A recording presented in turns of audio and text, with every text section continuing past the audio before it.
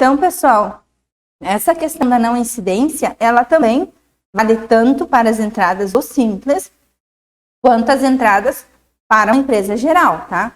Então, veio um ativo, que é para o meu ativo, eu não pago o DIFAL.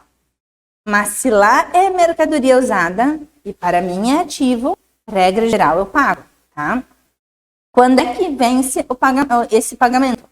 Como eu já disse, né, no caso da empresa geral, no prazo dela. No caso do Simples, dia 23 do segundo mês. Então, como é que a gente calcula o diferencial de alíquotas quando é para uso, consumo ou ativo? Eu vou calcular com base no imposto por dentro, tá? Então, sempre tem que usar a fórmula do imposto por dentro, que é aquela fórmula onde vocês vão pegar o valor da operação, diminuir o ICMS que veio na nota, vão dividir por 1 menos a alíquota interna, vão multiplicar pela alíquota interna e vão descontar o ICMS que veio destacado. Tá? Então, isso vai gerar o diferencial de vocês. Aí vocês têm um exemplo na apostila. Ali nós temos uma operação de R$1.000, onde a alíquota interestadual é 12, a alíquota interna é 17. Se eu fosse só aplicar a diferença, 17 para 12, 5. 5 de R$1.050, né? Mas não é assim. Então, como eu aplico essa fórmula do imposto por dentro, essa minha diferença ela passa de 6%. Por quê? Porque dá R$60 com 24 centavos para eu pagar, né? Porque o imposto é por dentro. Então, essa é a fórmula que vocês vão usar para cálculo, né, de diferencial de alíquotas ou de regularização de ST por DIFAL. Quando essa mercadoria ela é sujeita a ST e ela é para uso, consumo ou ativo de vocês, tá? Quando uma empresa remetente ela é do Simples,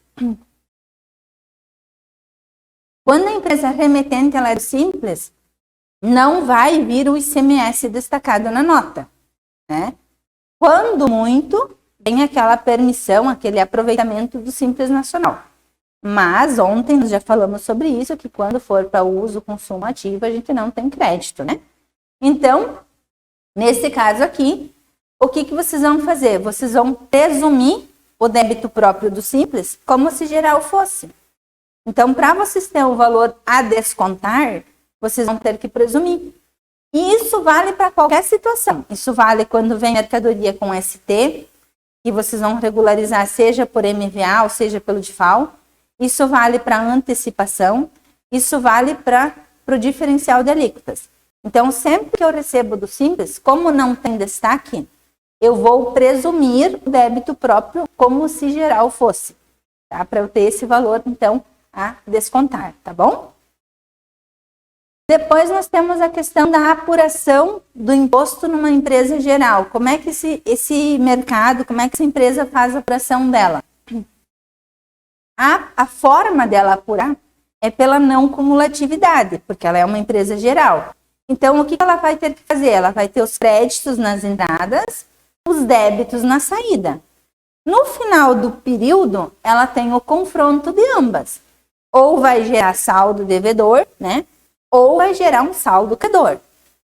Sendo devedor, ela paga. Sendo credor, ela leva para o período de apuração seguinte, né? Então, nesse caso, uma empresa geral, ela tem os prazos de pagamento previstos lá no apêndice 3, seção 1, quando se trata do débito próprio. Então, nesse caso aqui, né, uma empresa geral, seja indústria, seja comércio, e comércio não importa o tipo, nem indústria, né, independente do segmento, sendo geral, ele paga no dia 12 do mês subsequente. No caso dos mercados, o que acontece?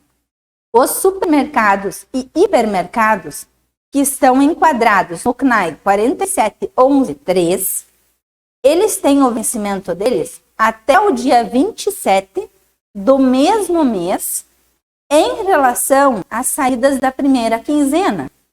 Ou seja, ontem, né? Ontem foi hoje dia 27, venceria o imposto da primeira quinzena de outubro. Primeiro a dia 15, apurei, vence hoje, né?